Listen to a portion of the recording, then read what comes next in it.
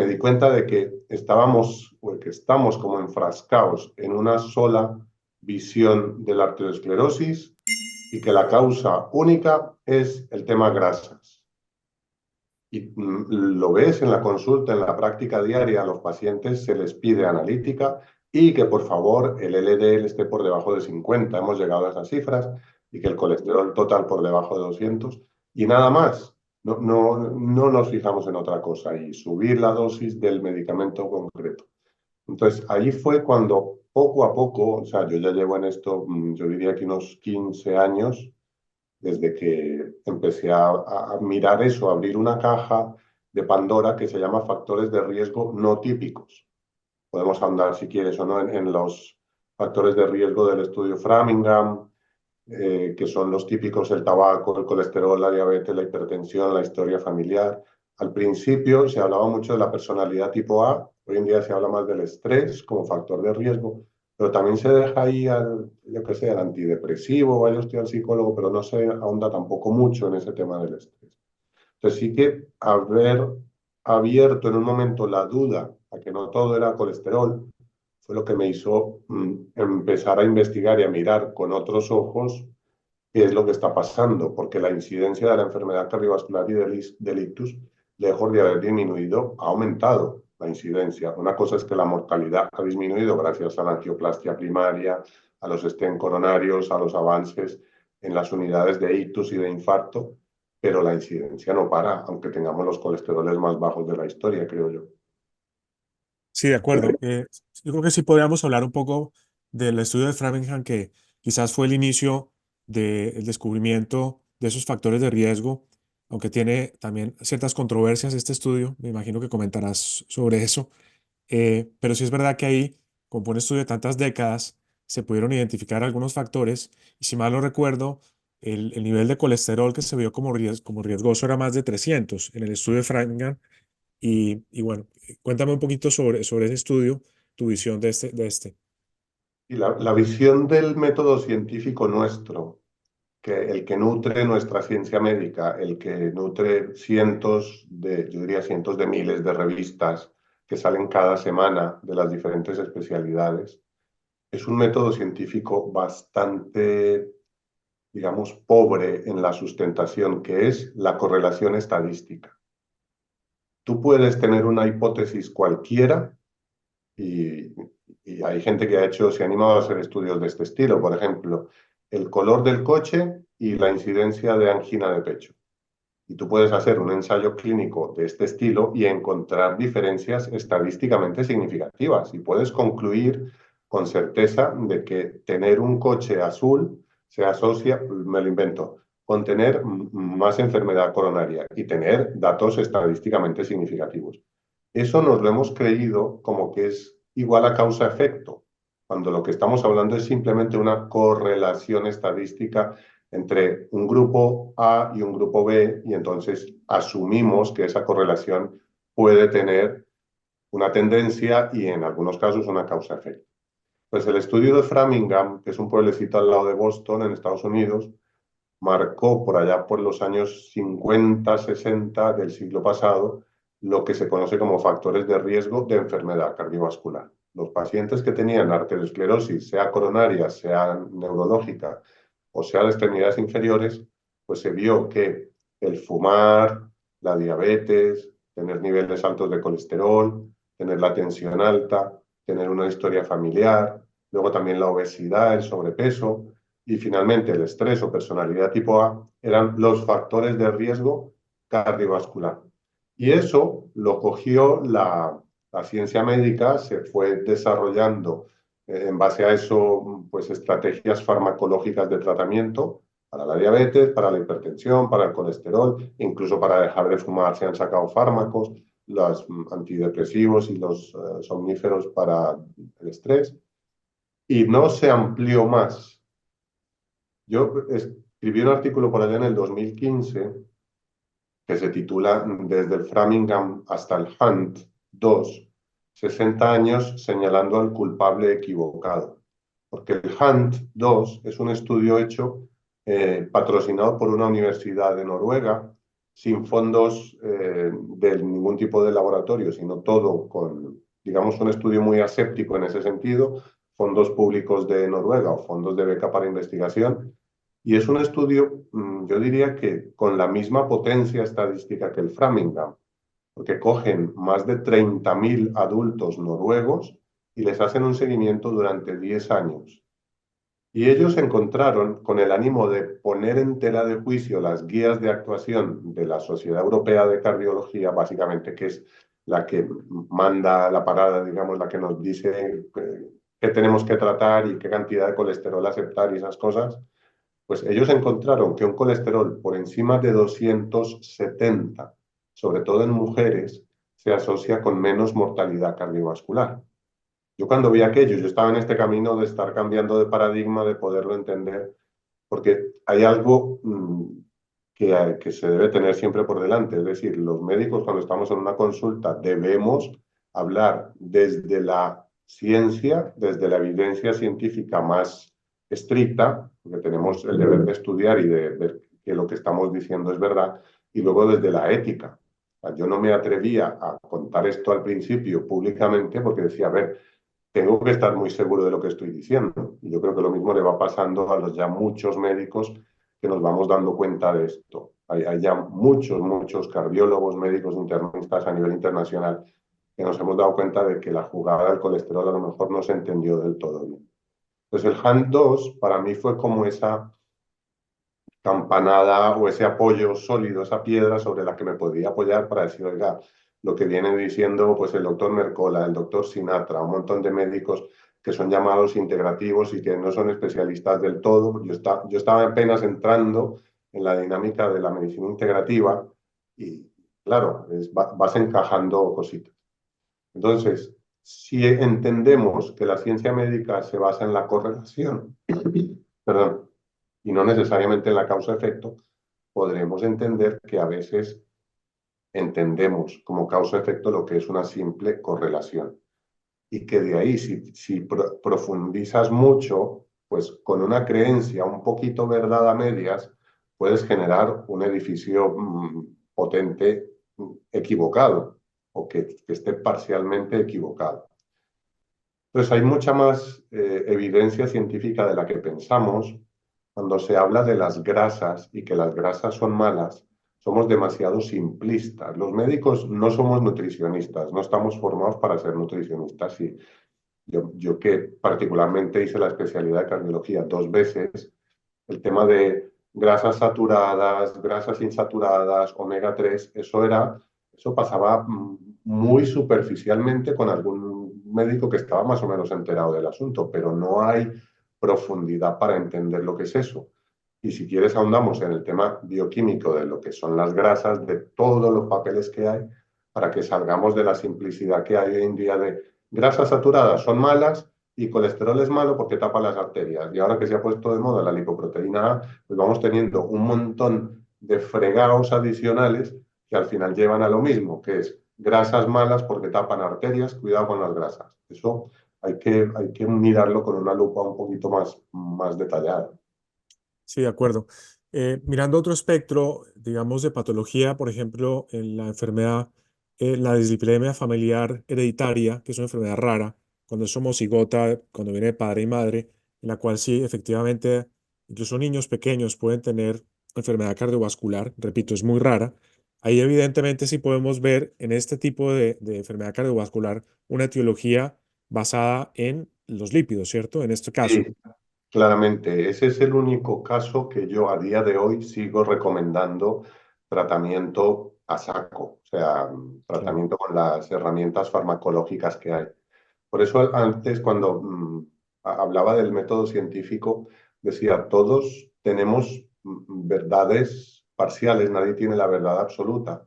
El problema es cuando hacemos de nuestro conocimiento un todo. Ese caso de la hipercolesterolemia familiar homocigota que se manifiesta con enfermedades coronarias precoces, hay que tratarlo. Yo, cuando ejerzo la visión crítica, voy es básicamente al paciente tipo de 40 años que tiene un colesterol de 220 y que como su padre tenía un infarto, pues ya de entrada le dicen, ah, pues eso es una hipercolesterolemia familiar, sin hacer un diagnóstico profundo y real de la presencia de la anomalía genética. Y que ya de entrada se le dice, hay que empezar a bajar el colesterol por debajo de 200 porque es un factor de riesgo cardiovascular, sin tener en cuenta otras cosas. Entonces, la controversia no es solamente que el colesterol no hay que bajarlo nunca. Lo que acabas de mencionar tiene todo el sentido y en esos casos sí. Y yo, aunque soy muy, digamos, activo en la manifestación de estas cosas, pero en la práctica clínica yo individualizo mucho y tengo muy en cuenta pues muchos factores, o sea, paciente individual que veo que va bien con su tratamiento para bajar el colesterol o para regular o para controlarlo, no me empeño yo en quitarle los medicamentos, voy muy de acuerdo con lo que el paciente quiere. Y ahora mismo hay una corriente naciente y que ha cogido mucha carrerilla de pacientes que están más preocupados de este asunto. Entonces, Sí, vamos buscando alternativas. No estamos hablando de aceptar un colesterol de 600, de 400, evidentemente no. Pero tampoco de que aceptemos esas otras guías tan estrictas que nos han llevado a que tiene que estar por debajo de 200 sí o sí de forma fehaciente. Eso, ambos extremos son discutibles y se deben trabajar de manera científica, desde el diálogo, no desde el apasionamiento ni del romper barreras para que lleguemos a acuerdos en este tema. claro. Bien, pues yo creo que podemos hablar ahora de los tipos de lípidos, ya que hablamos de las grasas y ese es el tema en concreto. Evidentemente tenemos un espectro muy amplio. Están las que nos salvan la vida, como los omega 3, ¿cierto? Y tenemos los refinados, ¿no? Las grasas trans que nos matan, literalmente, ¿no? Y ahí hay un espectro muy amplio. Si quieres brevemente, podría ser, bueno, brevemente es difícil, pero un repaso de las grasas, que es lo que estamos hablando, y hay que realmente hablar qué tipo de grasa estamos comentando, ¿no? Sí, cuando miramos la clasificación química de las grasas, y eso todos lo vimos en el colegio, cuando vemos la química, nos hablaban de las grasas que se dividen en dos. Tú buscas así a bote pronto en Wikipedia y te dicen las grasas son las saturadas y las insaturadas. Eso es una clasificación muy incompleta. Las grasas se dividen realmente en saponificables y no saponificables, porque hay grasas con las que puedes formar jabón, formar ceras y otras con las que no. Yo me echo la chuletita porque es importante. Dentro de las saponificables están las simples, que son, por ejemplo, los acilglicéridos, con las que se pueden formar ceras, y luego están las complejas, donde están los fosfolípidos, que los fosfolípidos dan la estructura a la membrana celular. Recordemos la estructura bicapa, que está hecha de fosfolípidos. Y un fosfolípido tiene una molécula de glicerol, dos ácidos grasos, ácido fosfórico y un alcohol nitrogenado. Estamos hablando de que hay grasas necesarias para la función estructural del cuerpo.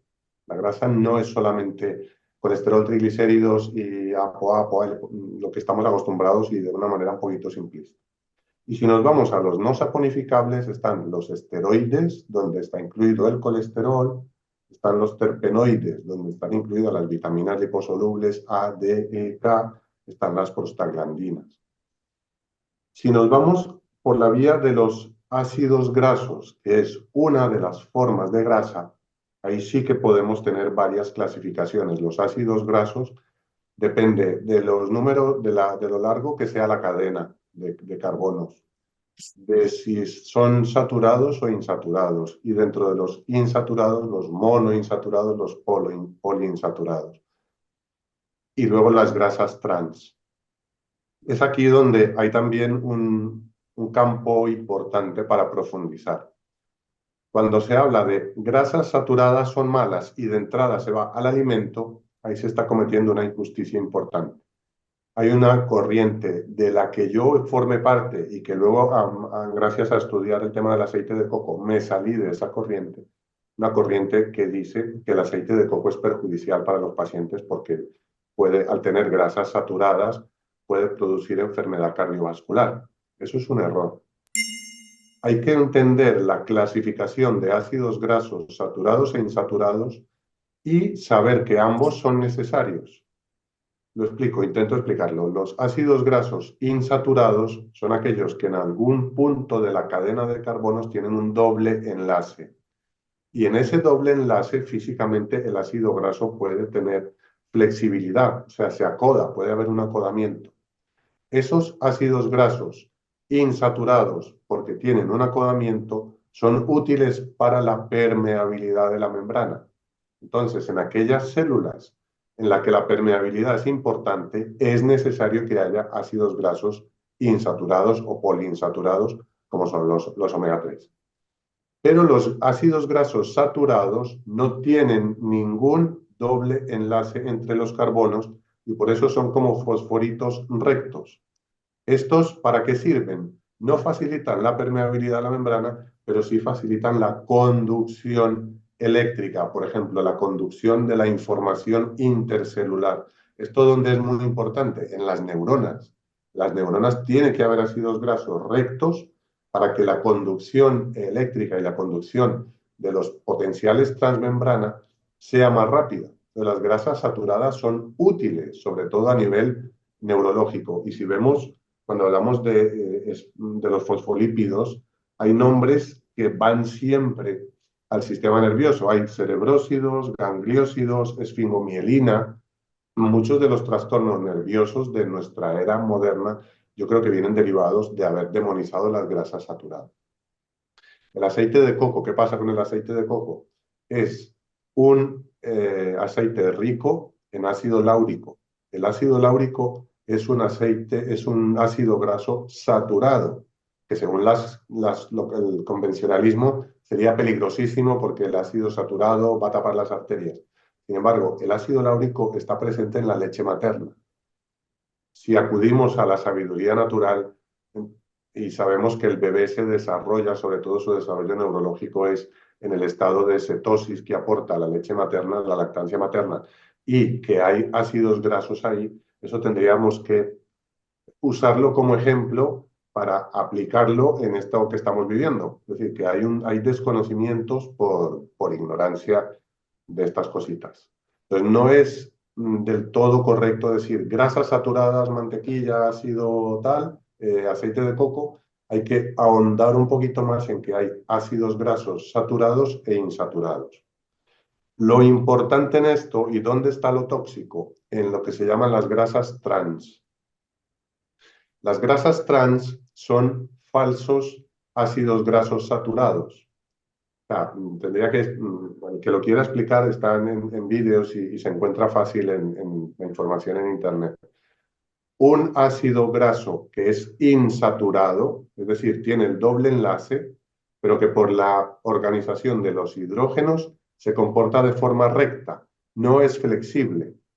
Entonces, el cuerpo lo usa como si fuera un saturado y debería tener una alta conducción eléctrica, pero no la tiene porque es un insaturado. Por eso las grasas trans son tan neurotóxicas. Cuando hablamos del tema del peligro de las grasas trans, aparte de otros de tipo bioquímico, es que participan en los fenómenos neurodegenerativos porque bloquean, no aportan nada en la conducción del impulso nervioso y en la formación de mielina y todas las Y ahí tipos sería de... importante aclarar que las grasas trans son los aceites refinados, la margarina, ¿cierto? Pero también puede convertirse un aceite extra virgen si lo calentamos demasiado en malo, ¿cierto?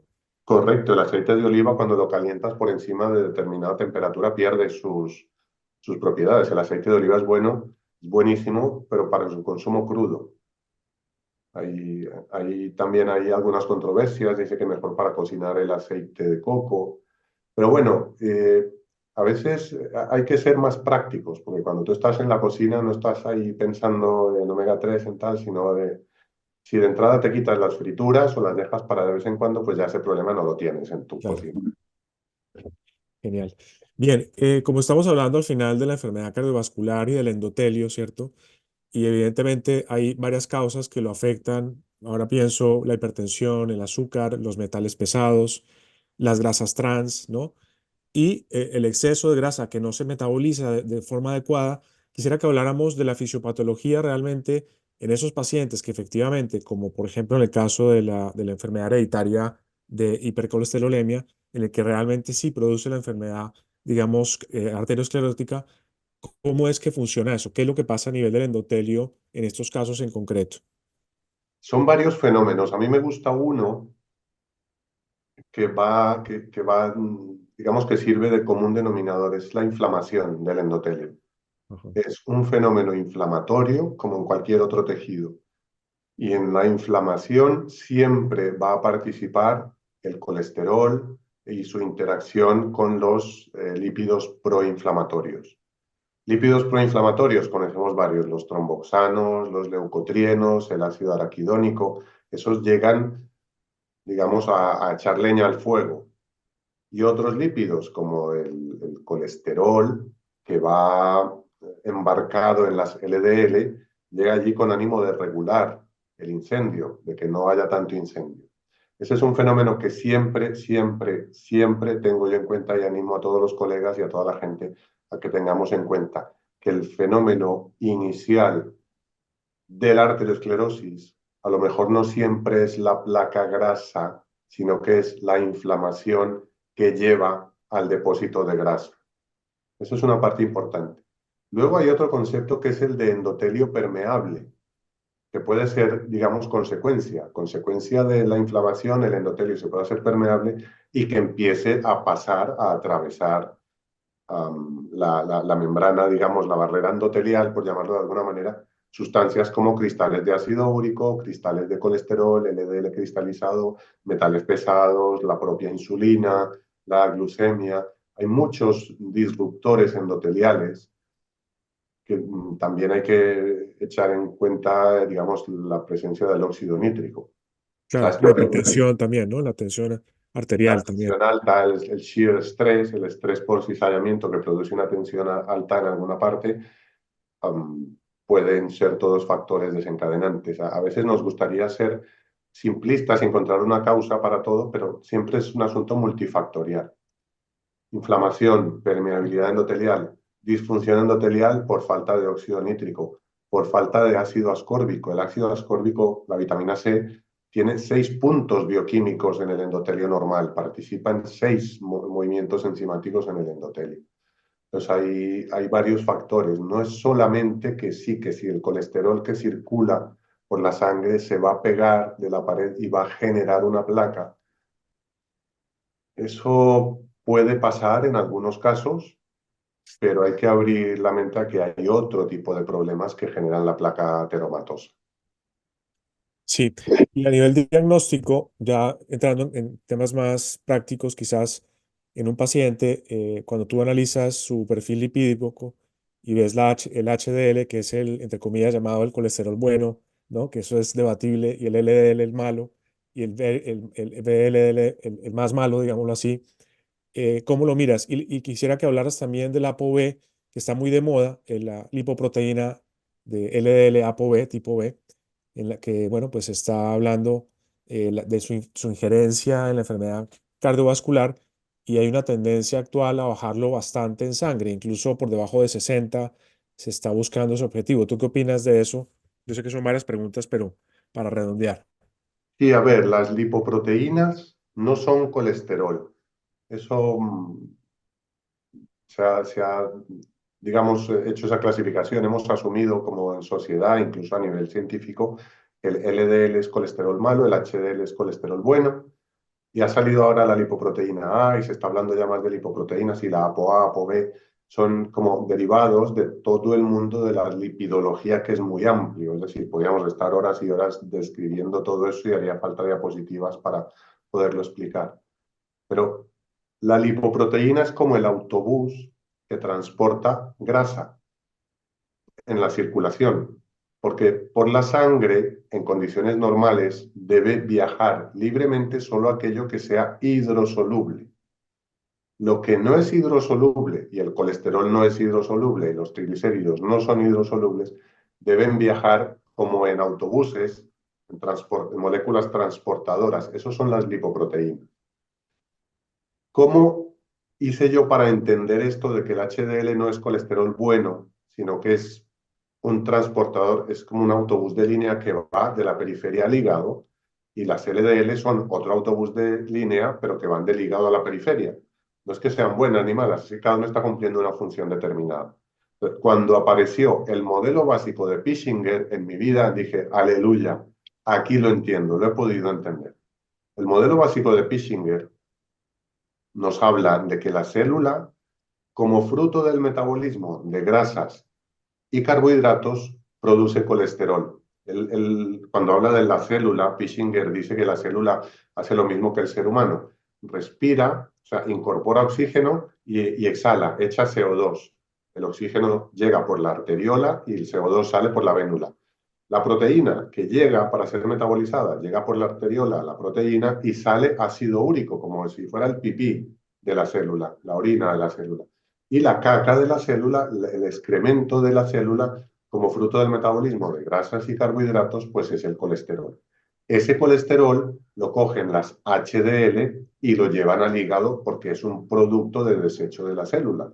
También cuando muchas veces le hemos dicho a los pacientes, es que usted produce el colesterol está alto porque usted lo produce. A mí me surgen un montón de dudas cuando veo esto, porque, oye, ¿será lo mismo el colesterol circulante por las venas, si tenemos en cuenta el modelo básico de Pischinger, que el que está circulando por las arterias?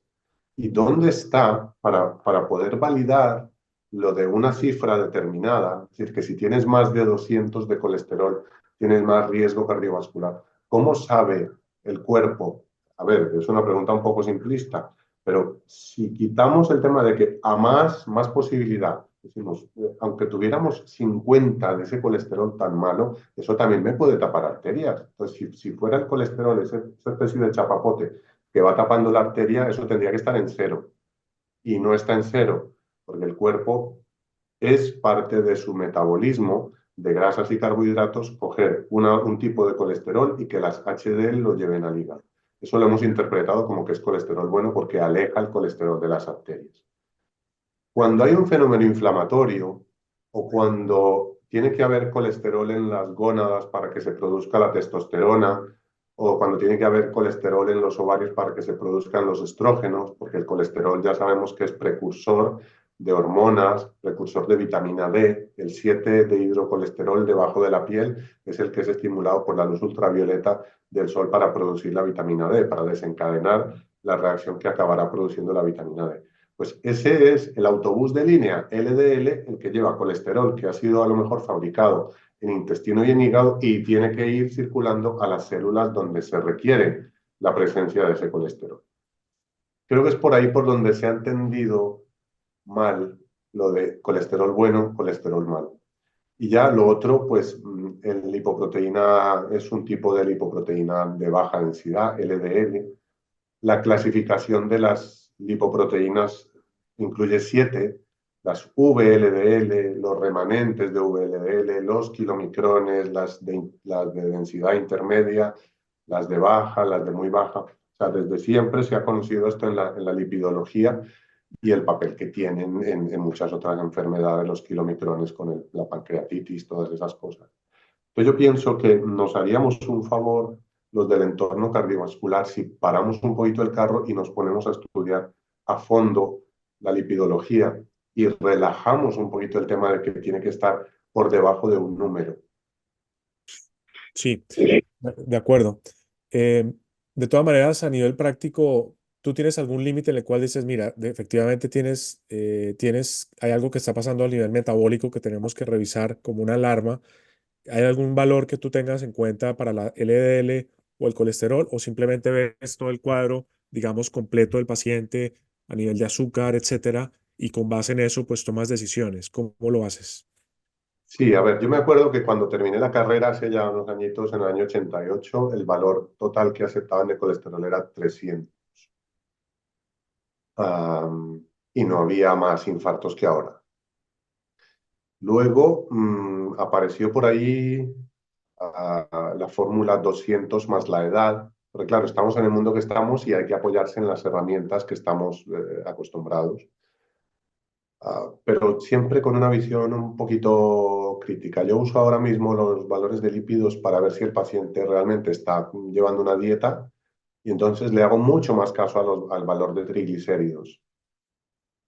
Entonces, para el colesterol total, lo que suelo usar es 200 más la edad, porque se entiende que a medida que hay un proceso envejecimiento y que podemos necesitar más materia prima para producción de hormonas, por ejemplo, pues 200 más la edad y relajas un poco ese tema. Y me gustaría que hubiera más estudios comparando esto, pero los estudios ya sabemos que depende de quién patrocina el estudio, pues puedes tener X o Y resultado. 200 más la edad. Y luego, para poner en un equilibrio triglicéridos y HDL, la fórmula esta de triglicéridos partido por HDL que sea menor de 2. Cuando los triglicéridos están a raya, quiere decir que el paciente sí que cumple con la dieta. Y si a esto le añadimos pues una PCR ultrasensible, por ejemplo, con la que puedas definir que el nivel de inflamación es bajo y que no hay síntomas de inflamación crónica, con eso en un paciente que, repetimos, no tenga una hipercolesterolemia familiar, creo que podemos decirle que desde ese punto de vista su riesgo cardiovascular es bajo. Y es ahí cuando abro el libro de los otros factores de riesgo. Te acordarás del artículo de Linus Pauling en el que cuenta que es el déficit de vitamina C el principal factor de riesgo cardiovascular, porque al no tener vitamina C no tienes colágeno de buena calidad, la arteria se puede, lo que hablábamos de la enfermedad de los marineros que se morían desangrados en alta mar, cuando no hay vitamina C, el escorbuto, que es como se llama el déficit severo de vitamina C, lleva a la falta de colágeno, ruptura de tejidos en los que se rompen las arterias y el paciente presenta hemorragias y de eso se morían en alta mar. Entonces, un nivel mantenido en el tiempo, no tan severo como un escorbuto, pero sí un déficit de vitamina C que hace que el colágeno no sea de buena calidad, puede desencadenar una reacción inflamatoria en la pared arterial en la que participan, entre otros, la lipoproteína A. Esto ya lo dijo Linus Pauling y estamos hablando del año 69, que ahora ha vuelto a resurgir. Entonces ahí es cuando yo hablo, no le haga tanto caso a los lípidos, le digo al paciente, porque ahora estamos más o menos en un 250 para alguien de 60 años, no le pongo yo, no le abro mucho los ojos.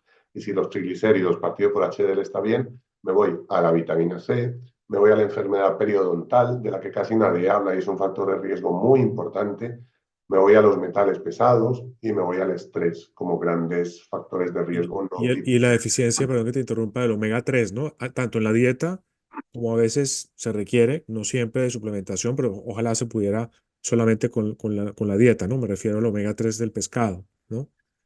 Efectivamente, es muy curioso que al omega 3 sí le achacamos el efecto antiinflamatorio que no somos capaces de achacarle al colesterol. O sea, digo, todavía como colectivo médico, cuando yo le digo es que el colesterol es antiinflamatorio, y está tan demonizado el colesterol que cuesta encajar ese concepto. En cambio, el omega 3, que también es grasa, sí que lo entendemos así, el omega 3 es antiinflamatorio. Todavía tenemos ahí cositas que superar. Bien, gracias, Sergio.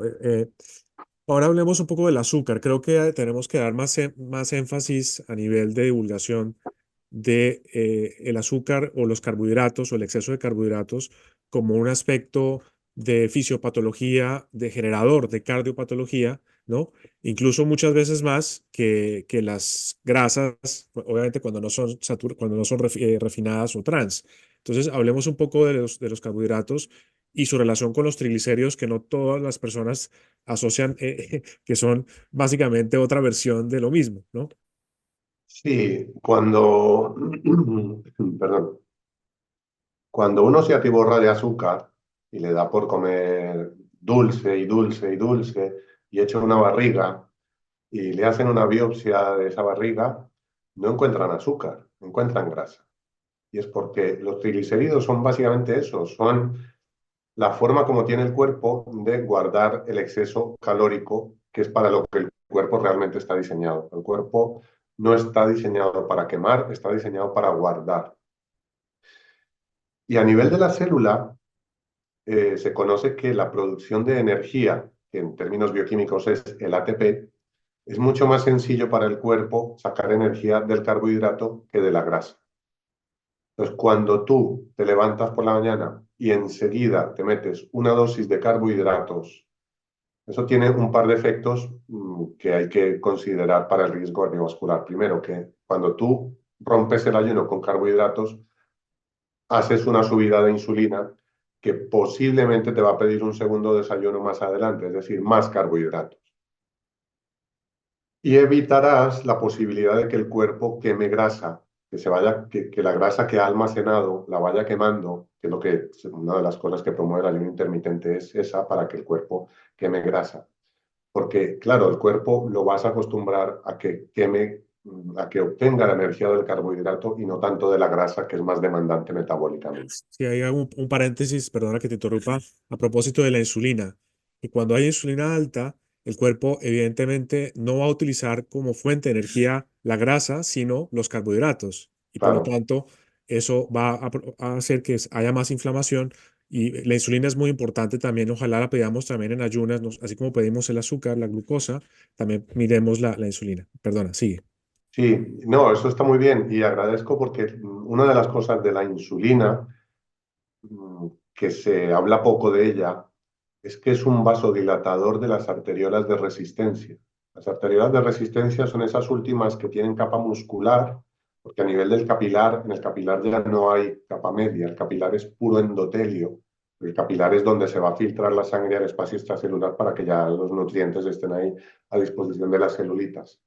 Entonces, la insulina es dilatadora de las arteriolas de resistencia y lo uso mucho en la práctica clínica para enfocar el tratamiento del paciente con síndrome metabólico, porque estamos obviando la hipertensión inicial como un signo indirecto de resistencia a la insulina. Esto es importante.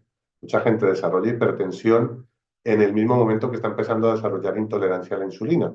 Y ya luego, pues ya es la famosa prediabetes, síndrome metabólico, y si no se hace nada desde el punto de vista nutricional, pues acabas con una diabetes que ya de entrada, yo soy de los que piensa que estar diabético es ya tener una enfermedad cardiovascular. La diabetes es en sí una enfermedad cardiovascular y el riesgo de ictus y de infarto y de arteriosclerosis a todos los niveles es muy alto. Entonces, ¿qué pasó en el último siglo? Que nos invirtieron tanto la pirámide alimentaria y nos llenaron de cereales para desayunar, y demonizaron la grasa a tal extremo que esa es la gran, digamos, culpable de la epidemia de obesidad que vivimos hoy en día. Es muy difícil mantener el peso con un estilo nutricional basado en carbohidratos. Y antes mencionabas el efecto proinflamatorio que tiene el azúcar y el tema de la insulina, y también a eso hay que añadirle la calidad de los cereales que estamos comiendo, que al tener, pues, todos son transgénicos, de entrada ya son inflamatorios. Yo veo mucho, yo me dedico a quitar el 90% de las consultas, es decirle a la gente, por favor, reduzca el consumo de cereales, búsquese otro tipo de desayuno que no sea una tostada de pan de trigo, que lo seguimos llamando pan, pero yo creo que eso ya no es pan, eso es una tarta de trigo, pero ya no es pan, porque lo primero que inflama es el intestino, o sea que a todos los niveles, a nivel metabólico, a nivel de inflamación y a nivel de control de lípidos, tenemos que abrir los ojos a eso. Y luego las grasas trans, mucha gente que desayuna, por ejemplo, las magdalenas, pensando que ahí no hay grasa, las grasas malas no son solamente las frituras. En la bollería hay grasas trans, hay desayunar con dos magdalenas y un café descafeinado, magdalenas sin azúcar, café descafeinado, con leche sin lactosa y con sacarina, es un insulto para empezar el día para el pobre cuerpo. Sí, bueno, ya entrando en temas más terapéuticos, evidentemente ya hemos hablado que habrá un perfil de paciente que requiera, por supuesto, medicación, pero antes, si es posible, actuar con medidas de hábitos, ¿no? Como por ejemplo el ejercicio, el control del sueño, del estrés, el ayuno, una alimentación más mediterránea realmente, ¿no? Baja en carbohidratos, en fin, habría muchos abordajes, pero en concreto, desde el punto de vista de suplementación, eh, ¿qué utilizas tú más frecuentemente? Repito, lo más importante es la alimentación, el ejercicio. Ningún suplemento va a reemplazar los hábitos saludables, ¿cierto? Pero a veces son un buen apoyo, sobre todo si es difícil cambiarlos rápidamente. Hoy pienso, por ejemplo, el magnesio, el omega 3, en fin, hay algunas herramientas. ¿Tú cuáles utilizas en estos casos? Y lo primero, que no se nos olvide que los triglicéridos se queman en el músculo, o sea que antes de pensar en cualquier pastilla para bajar los triglicéridos, haz ejercicio de musculación, con eso estás quemando triglicéridos.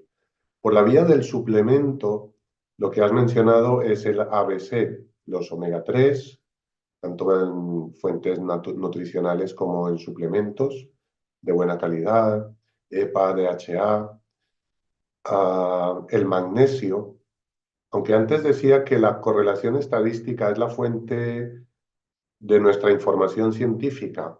Hay estudios, y ahí tengo alguna diapositiva por ahí que siempre la presento, en la que incluso se atreven a concluir una relación causa-efecto entre el déficit de magnesio y la diabetes, teniendo en cuenta que el magnesio es un catión intracelular.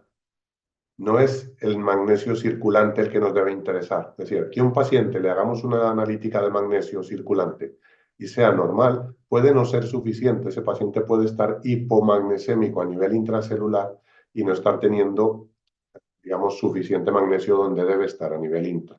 Ahí la relación calcio-magnesio es importante. Calcio es el principal catión extracelular y magnesio el principal catión intracelular. Pues uno de los principales atributos del magnesio a nivel metabólico es que ayuda a regular el tema de la glucemia. También el cromo es un aliado muy útil, el suplemento de cromo. Sabemos que el cromo es uno de esos elementos curiosos que tiene yin y yang, porque el cromo hexavalente es altamente tóxico, es un metal pesado altamente tóxico. Sin embargo, el cromo trivalente, el picolinato de cromo o el quelato de cromo que lo usamos como suplemento, ayuda a aumentar la sensibilidad del receptor de la insulina. Yo concretamente lo usé cuando yo me puse a dieta la primera vez, cuando estaba empezando todo esto, lo usé durante 3 meses para combatir esos, lo que llaman los cravings, esa adicción al azúcar, al chocolate, que no eres capaz de dejarlo, pues el cromo es un buen suplemento. Luego está también el ácido alfa-lipoico. Es un gran aliado en el control glucémico, en prevenir la neuropatía diabética, es quelante de mercurio y es un potente antioxidante dentro de los ciclos el ciclo de los antioxidantes. Es uno de los que puede reciclar la vitamina C, la coenzima Q10. Pues omega 3, magnesio, cromo y ácido alfa-lipoico, yo creo que con eso vamos muy bien servidos de suplementos para intentar regular el tema glucemia y metabolismo lipídico. Sí, de acuerdo. Y a propósito de la monacolina de arroz rojo y las estatinas y el potencial, la disminución de la producción de coenzima Q10 cuando se utiliza las estatinas o la monacolina, que es la versión natural, pero es una estatina también. ¿Cuál es tu visión al respecto? Por ejemplo, ¿crees que la coenzima Q10 realmente es algo interesante para agregar tanto en el paciente que está tomando la estatina como el que toma la monacolina? Y cuando digo la coenzima Q10 me refiero más al ubiquinol, que es la versión activa de la coenzima Q10. Quisiera saber cuál es su opinión. Sí, como la estatina, sea natural o sea sintética, bloquea la producción de colesterol y de coenzima Q10 por la vía del mevalonato, pues hay voces, aunque los estudios son controvertidos, pero hay voces que abogan o defienden aportar coenzima Q10 al paciente que está en tratamiento con una estatina o que está bloqueando la vía del mevalonato. Porque la coenzima Q10 es un potente antioxidante, es necesaria en la mitocondria para la producción de energía y esa es una de las grandes paradojas de lo que estamos haciendo con los tratamientos de estatina.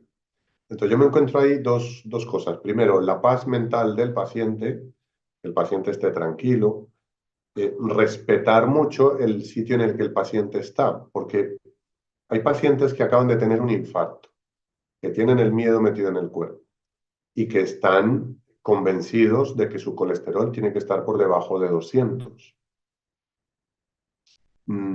Puede no ser el momento para tener una charla de tipo académica. Yo cuando veo que alguien está interesado en aprender, pues le doy información para que se convenza de eso y él mismo tome la decisión.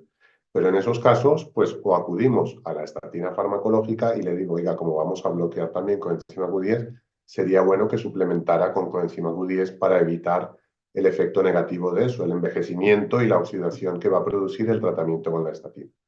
Que no quiere la estatina, tenemos la monacolina, que hay un montón y de buena calidad.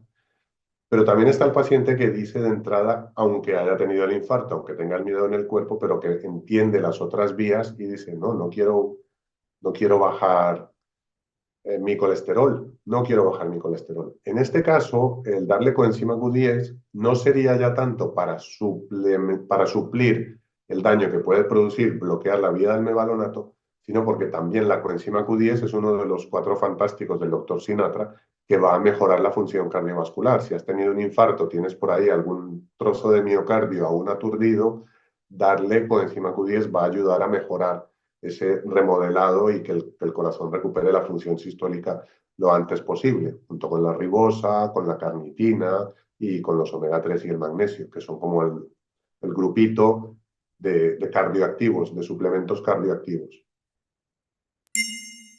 Genial, sí. Bueno, en estos días me encontré con un artículo muy curioso.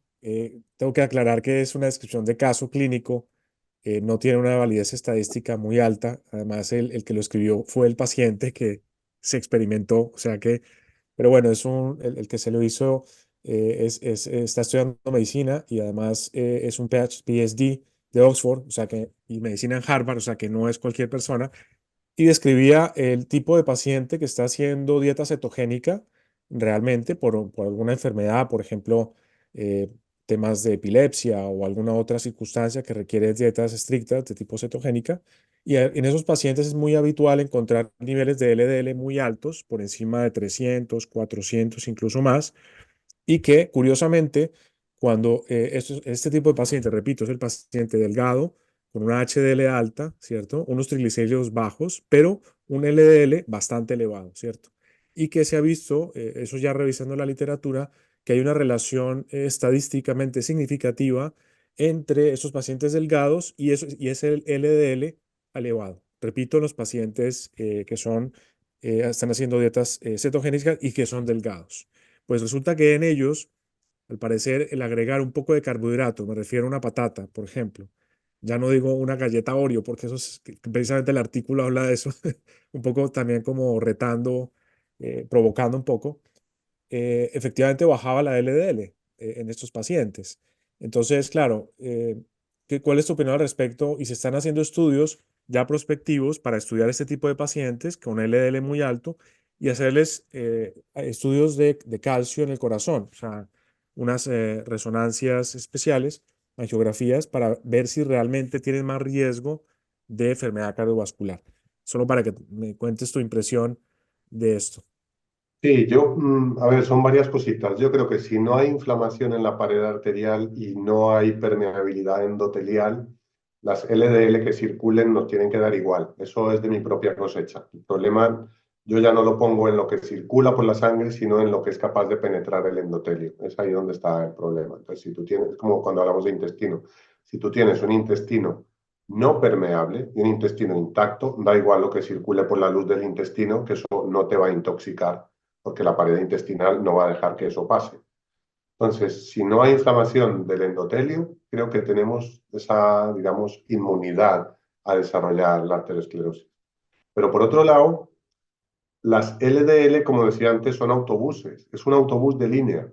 Entonces, en un paciente que está manejando mucha más grasa por su dieta, es normal que haya más autobuses de línea para manejar esas grasas y para poder transportar las grasas. El conflicto ahí está en que hemos demonizado las LDL, que las LDL tienen que estar bajas. Pero ¿por qué? ¿Por qué tienen que estar bajas las LDL? Porque las hemos nombrado como que son un factor de riesgo cardiovascular. Y hay estudios que demuestran que no todas las LDL tienen que ver también con la composición bioquímica, con la forma. Entonces, es típico, es la típica pregunta del que se pone en dieta cetogénica que las cifras de colesterol se disparan. A ver, yo suelo acudir a casos que se me han ido presentando a lo largo de estos últimos 15 años, como para apoyarme también en casos clínicos, que aunque no está publicado, pero fue de viva voz de un colega, un médico, que entonces tenía 95 años en Gibraltar. Yo entonces estaba trabajando en el hospital de Gibraltar y era un médico jubilado de 95 años, que había empezado su carrera y había empezado su práctica clínica en el año 65, el año que yo nací, por eso me acuerdo tanto de eso. Y me decía, Sergio, yo tengo 94 años gracias a que siempre he tenido mínimo 300 de colesterol. Él era de esos médicos de la vieja guardia que ya no queda ninguno, porque si él hace 10 años tenía 94, ya no estará entre nosotros, me imagino. Pero él tenía ese concepto de ver el colesterol como una sustancia necesaria para la vida. Hago un paréntesis, de la misma manera que la hormona tiroidea es una sustancia necesaria para la vida, pero ni tan baja ni tan alta, es decir, un justo medio. Pues no sé hasta qué punto hemos pasado el umbral del justo medio del colesterol a la baja y entonces hemos demonizado demasiado un nivel de LDL que puede ser perfectamente normal en alguien que se ha puesto a dieta cetogénica porque simplemente está manejando más grasas. Las LDL no solo llevan colesterol, también transportan triglicéridos y otras cosas. Entonces puede ser perfectamente compatible. La numerización de la medicina es un problema, porque nosotros desde siempre sabemos que la medicina no es una ciencia exacta, lo sabemos. Sin embargo, la manejamos como si fuera una ciencia exacta. El colesterol, si hiciéramos una curva, yo creo que nos sorprenderíamos. Si nos midiéramos colesterol mañana, tarde y noche durante una semana consecutiva, nos sorprenderíamos de que, a ver, si en ayunas estaba en 180, bueno, usamos una cifra hecha en un día concreto para decir todo el año, yo es que tengo un colesterol de 260. No, no, lo tenías ese día y a esa hora. Entonces, perder la capacidad de entender el cuerpo como una cosa cíclica, de que si un día te has comido determinada cosa, pues al día siguiente es normal que tengas los parámetros lipídicos de una manera diferente a si has estado haciendo un ayuno largo, bonito en primavera, que se va a normalizar el colesterol, los triglicéridos. Pues por ahí yo creo que yo invito a salir de la colesterolmanía, a salir de la numerización y a tener, digamos, más herramientas para interpretar bien este asunto de las grasas. Y a nivel entonces diagnóstico, cuando tienes un paciente, claro, entonces tienes toda la historia, sabes el peso, sus otras enfermedades, la medicación que está tomando, pero a nivel de analíticas, ¿qué es lo que más entonces tienes en cuenta? Habías comentado de la PCR ultrasensible, ¿cierto? De todas maneras, si tienes un criterio, digamos, unos valores más o menos están, adaptables según el tipo de paciente para el colesterol. ¿Qué más miras para diagnosticar realmente si hay un problema con el tema de los lípidos en el paciente? Yo básicamente, a ver, tengo también un conflicto con el tema de que las LDL, la mayoría de los laboratorios las calculan. El resultado de las LDL es un cálculo, no es una medición real. Entonces, eso, tengo mi conflicto interno a la hora de poner un tratamiento hipolipemiante a un paciente basado en unas LDL de 80. Porque, claro, las guías han llegado a ser tan restrictivas que todo paciente que haya tenido un evento o que se le haya puesto un stent o una cirugía de bypass, pues tiene que tener por debajo de 50 de ese valor que es calculado. Entonces pongo en la balanza el riesgo-beneficio de todo el paciente, no solamente del asunto lipídico.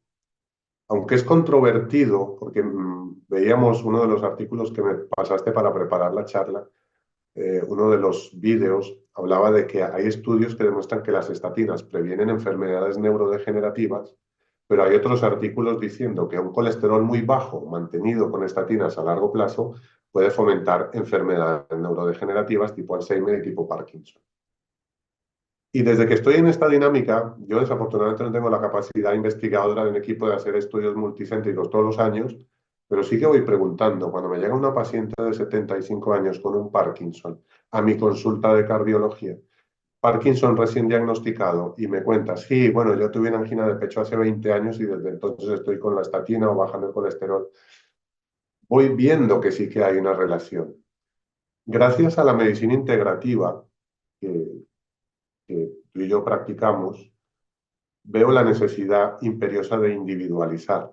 Entonces es muy difícil sacar un protocolo único para responder, a ver, ¿qué hago yo desde el punto de vista terapéutico? Si tengo un paciente, 40 años, director de una oficina de banco, obeso o fumador, pues ahí voy con una parafernalia diferente Intento educarle en esto, o decirle, oye, abre los ojos a esto, límpiate bien la boca, la enfermedad periodontal, el estrés, el déficit de magnesio, déficit de vitamina C.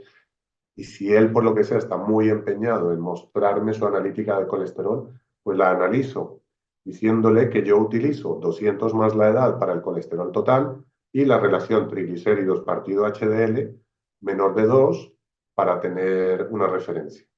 Insisto mucho en la vitamina D, de la que no hemos hablado mucho, pero que también es un factor de riesgo cardiovascular. Sabemos que una hipovitaminosis D puede llevar a hipertensiones, puede llevar a resistencia a la insulina, puede llevar a problemas también de tipo cardiovascular. En todas esos déficits, un déficit de vitamina C del que hablaba Linus Pauling. Ahora, si tenemos un paciente de 80 años que ha tenido dos ictus y que no quiere tener conflictos con nada ni con nadie y que se encuentra bien, porque también tengo pacientes de 90 años tomando estatinas desde hace mucho tiempo y a los que no les ha pasado nada. Pues aquí el gran secreto y la gran ventaja que ofrece la medicina integrativa es no tener un protocolo rígido, sino tratar al paciente de forma holística, estar al servicio de lo que el paciente necesita, lo que le va a dar paz mental. No tiene sentido a una persona mayor comerle ahora el coco con todo este montón de teorías y diciéndole que la estatina la va a matar. No, no, no tiene ningún sentido hacer ese tipo de cosas. Como tampoco tiene otro sentido que en el otro lado le vayan a decir al paciente que si no se toma la estatina se va a morir. O sea, tenemos que llegar a un acuerdo porque a veces hay posturas demasiado extremas respecto a esto. Bueno, pues muchas gracias, Sergio. Creo que hay alguna pregunta.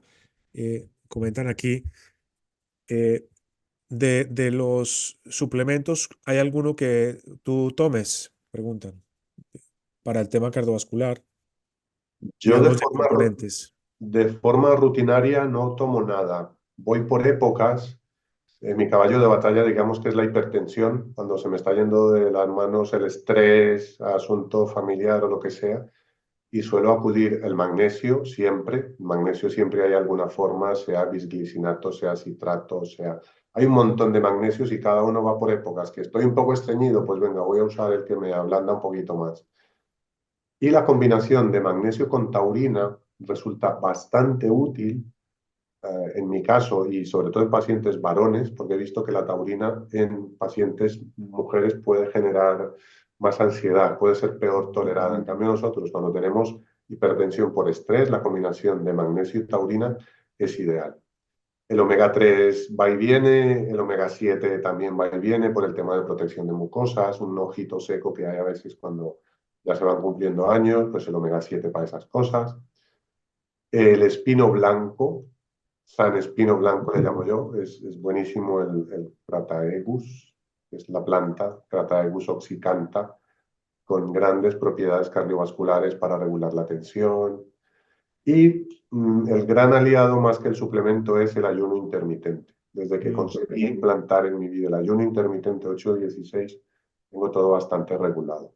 O sea, yo no ando haciéndome analíticas cada X tiempo, soy hijo de un padre que tuvo pues, su infarto, dos estents coronarios, varios ictus, pero claro, es una historia completamente diferente. Cuando entendamos que el asunto de la arteriosclerosis es una enfermedad medioambiental, más que un asunto exclusivamente del colesterol, seremos capaces de prevenir con más eficacia de lo que estamos haciendo hoy en día la incidencia de esta enfermedad. Y una última pregunta de Fabiana. Dice, ¿qué puede decir de la levadura de arroz rojo? Pregunta Fabiana. Sí, lo hemos comentado, es una herramienta buena cuando quieres un paciente que está en ese proceso de transición, que no se fía de la estatina farmacológica, pero quiere mantener sus niveles de colesterol a raya, una buena levadura de arroz rojo. También sabiendo que en ese momento pues, le vas a bloquear la coenzima Q10, o sea que puede ser bueno combinar las dos cosas, un producto que tenga las dos o dar las dos.